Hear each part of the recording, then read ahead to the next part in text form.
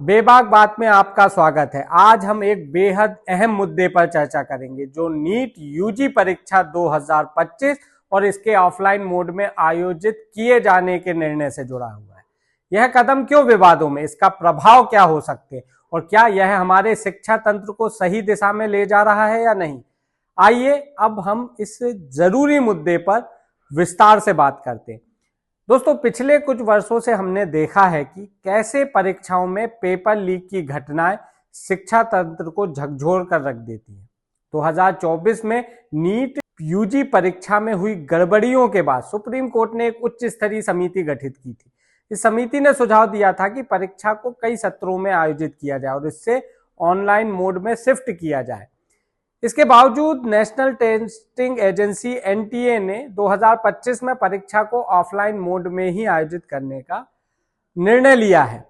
जब paper leak जैसी समस्याएं पहले से ही देश में हावी हैं, तो इस तरह का कदम शिक्षा व्यवस्था को किस दिशा में ले जा रहा है, यह सवाल बेहद लाजमी है। पुराने पैटर्न पर लौटना कितना सही होगा? ऑनलाइन परीक्षा के लिए तकनीकी इंफ्रास्ट्रक्चर विकसित करने की बजाय पुराने पैटर्न पर लौटना सवाल खड़े करता है। इस कदम से कई चिंताएं भी उत्पन्न होती हैं कि आखिर ये जरूरत क्यों पड़ी। दोस्तों, आपको ध्यान होगा, मध्य प्रदेश पटवारी भर्ती परीक्षा विवाद ये किसी से छुपा नहीं है। इस परीक्षा में भी पेपर लीक और रिजल्ट में गड़बड़ी होने जैसे आरोप लगे थे। युवाओं ने लगातार प्रदर्शन किया, सड़कों पर उतरे, सरकार को जांच तक इस मामले में करवानी पड़ी थी। बिहार लोक सेवा आयोग बीपीएससी का पेपर लीक कांड पूरे देश में चर्चा का विषय बना हुआ है। इस घटना ने न सिर्फ परीक्षा की विश्वसनीयता पर सवाल खड़े किए, बल्कि लाखों छात्रों के भविष्य के साथ खिलवाड़ किया। आरोप लगे कि प्रारंभिक परीक्षा का पेपर परीक्षा से पहले ही सोशल मीडिया पर वायरल हो गया था। जांच में पाया गया कि अंदर के कुछ अधिकारी ही इस लीक में शामिल थे। परीक्षा रद्द कर दी गई और छात्रों को दोबारा परीक्षा देने के लिए मजबूर किया गया। हजारों स्टूडेंट सड़कों पर उतरे। प्रदर्शन आज भी बीपीएससी में सुधार के लिए लगातार चल रहा है। नीट परीक्षा को हम कैसे भूल सकते हैं? मेडिकल क्षेत्र में प्रवेश की प्रमुख परीक्षा नीट भी कई बार विवादों में घिरी रही। 2021 में राजस्थान में पेपर लीक का बड़ा मामला सामने आया। माफिया ने लाखों रुपए लेकर छात्रों को पहले से उत्तर उपलब्ध करा दिए। सीबीआई ने बाद में इस मामले की जांच की और कई गिरफ्तारियां हुई। पेपर लीक के मामले इतने बढ़ गए कि सरकार को इसकी रोकथाम के लिए कानून तक लाना पड़ा। केंद्र सरकार ने पेपर लीक की घटनाओं पर रोक लगाने के लिए लोक परीक्षा अनुचित साधनों की रोकथाम अधिनियम 2024 को 21 जून 2024 की रात से देश भर में लागू कर दिया।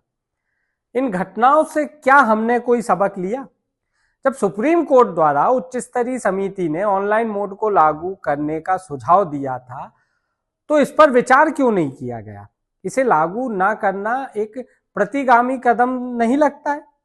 तकनीकी समाधानों की अनदेखी करके क्या एनटीए छात्रों और अभिभावकों के बीच विश्वास की कमी को और गहरा नहीं कर रहा है? जब देश लगातार डिजिटल हो रहा है, ऐसे में ऑफलाइन एग्जाम कराना कई सवाल खड़े करता है।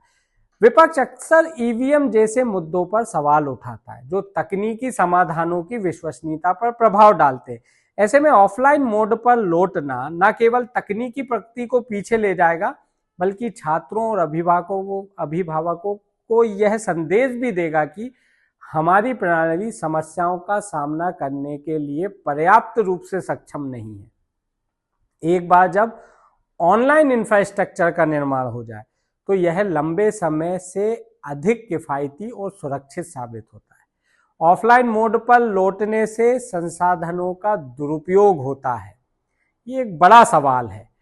यहाँ इस पूरे मसले को लेकर हमारे कुछ सुझाव हैं जो लागू किए जा सकते हैं।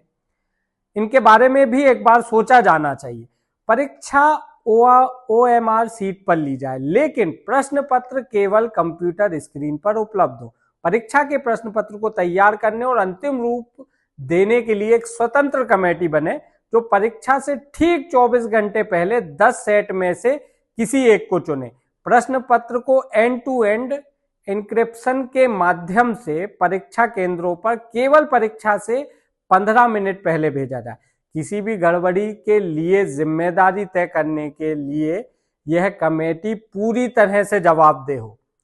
कठोर दंड के प्रावधान हो। पेपर लीक करने वालों पर राष्ट्रीय सुरक्षा कानून, जिसे हम रासुका भी कहते, रासुका के तहत कार्रवाई हो। यह इस सुनियोजित कृत्य के लिए दोषियों को आजीवन कारावास तक की सजा दी जाए। जो छात्र और उनके अभिभावक पेपर खरीदने के लिए पैसे देते हैं, उन पर भी रासुका लगाई जाए। इससे इस अवैध बाजार को खत्म करने में मदद मिलेगी। शिक्षा प्रणाली में पारदर्शिता और निष्पक्षता बनाए रखना बेहद जरूरी है। नीट जैसी महत्वपूर्ण परीक्षाओं में गड़बड़ियां लाखों छात्रों के सपनों को कुचल देती है। ऑफलाइन परीक्षा का निर्णय भविष्य की चुनौतियों को हल करने के बजाय हमें और अधिक पीछे ले जा सकता है। बेबाक बात के माध्यम से हम यह अपील करते हैं कि सभी पक्ष इस मुद्दे पर गंभीरता से विचार करें और छात्रों के हित में जो सही हो वो ठोस कदम उठाए जाने चाहिए। अब अंत में बात नीट की तैयारी कर रहे स्टूडेंट के लिए। देखिए, नेशनल टेस्टिंग एजेंसी यानी एनटीए की ओर से एग्जाम पैटर्न तय कर दिया गया है। इस बार परीक्षा ऑफलाइन मोड में पेन और पेपर से ही संपन्न कराई जाएगी। ऐसे में अब आपके लिए एनटीए ने क्या जरूरी दिशा निर्देश दिए हैं वह भी जानना जरूरी है। जो नीट की तैयारी कर रहे हैं ऐसे स्टूडेंट आवेदन करते समय आधार कार्ड और अपना आईडी कार्ड इस्तेमाल करें। आधार कार्ड में मोबाइल नंबर जरूर अपडेट रखें। आधार कार्ड को 10वीं की मार्कशीट के अनुसार सही करवा लें। इससे छात्रों को रजिस्ट्रेशन में किसी भी प्रकार की दिक्कत नहीं होगी। अधिक जानकारी के लिए एनटीए की जो आधिकारिक वेबसाइट है neet.nta.nic.in पर आप विजिट कर सकते हैं। दोस्तों, आपको क्या लगता है, एनटीए का यह निर्णय सही है ऑफलाइन में परीक्षा करवाने का? अपने विचार और सुझाव कमेंट बॉक्स में हमें साझा करें और साथ ही चैनल को सब्सक्राइब करना ना भूलें। धन्यवाद।